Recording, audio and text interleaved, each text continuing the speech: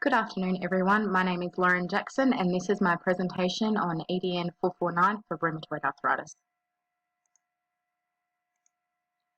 What is rheumatoid arthritis? This actually hits home for me because I have had rheumatoid arthritis since I was about 14 years of age. Unlike most people, mine started off in my knees and then spread through my other joints.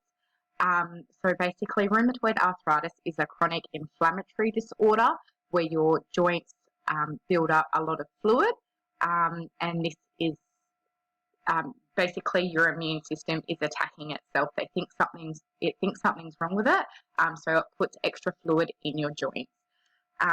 Whilst many people correlate rheumatoid arthritis and even osteoarthritis with old age, it's actually very common in children and those under 65 years of age.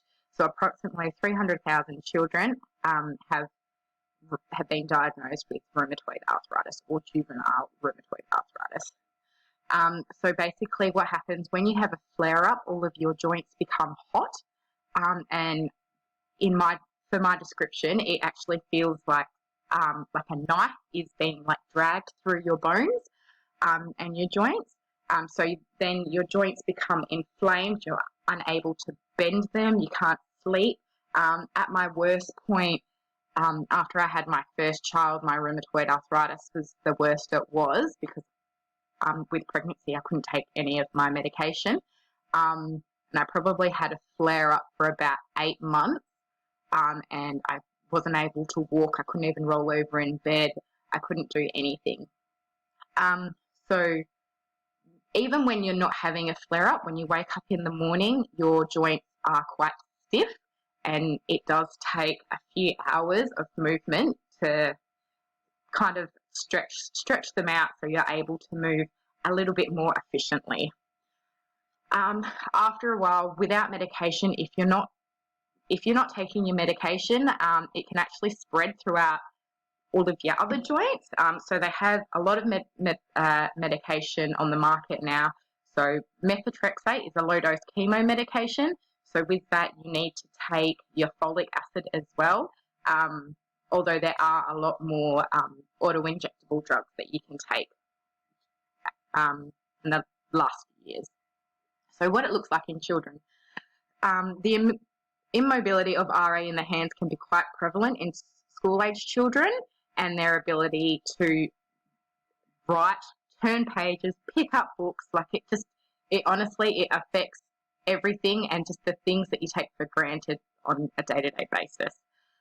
Due to the arthritis breakdown, your tendon in your, so when you have your flare-ups and it goes in your joints, your tendons actually start kind of popping out, and you're unable, it actually feels like they're stretched or in the wrong position, and you just can't move your hands. And then over time, if you're not taking your medication, you can actually get deformities, which I have in my body.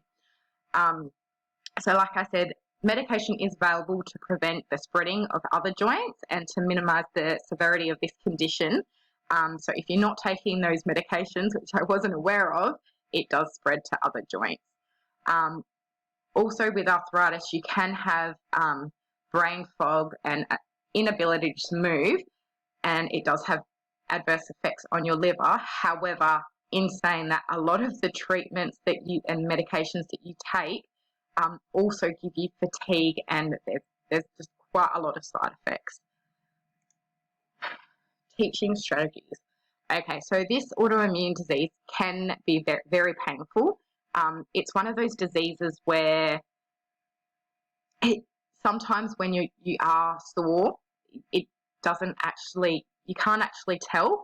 A lot of the time when I have flare-ups, I've got a disabled sticker for my car, so I can park in the disabled bays, and people they think there's nothing wrong with you and they start abusing you. So it can look like there's no physical disability, but you're actually in a lot of pain. Like I said, even with medication, it's important to be aware that flare-ups are still possible. Students may show visible symptoms of the illness, so whether you can see the condition or not, it is important to be understanding and be aware that they are in pain even if you can't see it. It's very unpredictable. You have your good days and your bad days. Some days I can be up running about, other days I won't be able to move out of bed all day. Like I said before, mornings are the most common times where students are in discomfort, and this is due to the immobility at night time when they are asleep, because they're not moving those joints. The fluid builds up even more, making them immobile in the first few hours of the day. So next I'm going to go over some strategies and teaching practices that can aid the teaching and learning process for students with rheumatoid arthritis. Strategy 1, body breaks. I'm doing my early childhood unit, so I've related this to kindergarten or pre-primary classroom. So strategy 1, body breaks. The stiffness in the morning due to the immobility whilst asleep.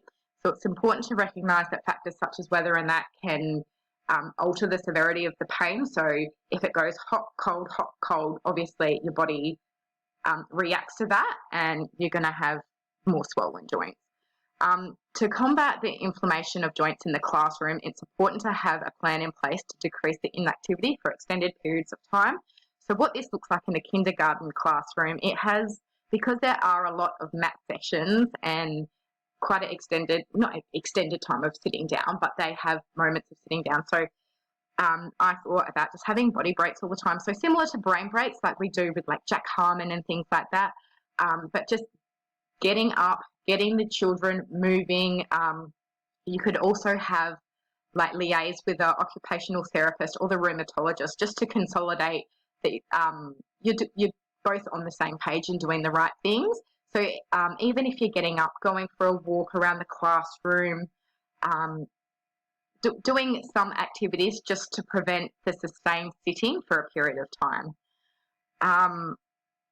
So also with the mat sessions, even providing the students with like a little chair to sit on or a pillow, just giving them the extra comfort and putting less pressure on your joints. I know when I'm sitting down with my knees crossed, even if it's for 5 minutes, if I stand up, it'll take me a couple of minutes just to kind of stretch out my joints again. So if we're doing that on a regular basis, it prevents kind of the tightening and the pressure on your joints. Despite the fact that pain inhibits movement and movement exacerbates pain, the significance of movement and activity in pain management is well acknowledged, and that's Booker, Her and Filligum 2020. These activities must not be high impact. I'm talking about high impact such as sport, running and jumping. That's going to put too much pressure on your joints. We just want to get the students up, moving, just maybe even manipulating certain things with their hands, but just it has to be low pressure. Appropriate activities could include, but are not limited to, stretching, walking, and nursery rhymes, where the actions are shown in correlation to the words. Just getting the body movement, the body moving in a low impact activities. Grippers. So I believe it's hard enough for children in kindergarten and pre-primary to start learning all of these pre-writing skills that are required for letter formation, things like that. So with students with rheumatoid arthritis, any kind of immobility in their hands, it's definitely going to make those circumstances a lot more worse. So with the fine motor skills, I was thinking pencil grippers are a great way to try and encourage the students to begin writing and then trying to minimise the pain as possible. So for those that have inflamed joints, this task can become not only painful but also quite daunting, possibly causing task avoidance, which is what we don't want to see. Pencil grippers can help with difficulty in ease and comfort when engaging in drawing and handwriting. Grasping the pencil will put less pressure on your joints, kind of making them relax a little bit in the writing or drawing process. So this could be letter formations, even colouring in any kind of activity where a pencil, a pen, anything like that is involved, it would be beneficial. So that the children can hold the pencil without placing stress on their affected joints and muscles, and in turn aiding in the correct grip. It is important to note that there is a variety of pencil grippers available, and each type supports different areas of complexity. I believe there is about, from my research, I've noted 10 different types of pencil grippers. So it all comes down to the individual. So it's best to research and even maybe grab a few, try some out, and go from there and see what works best. And these are my references. Thank you very much.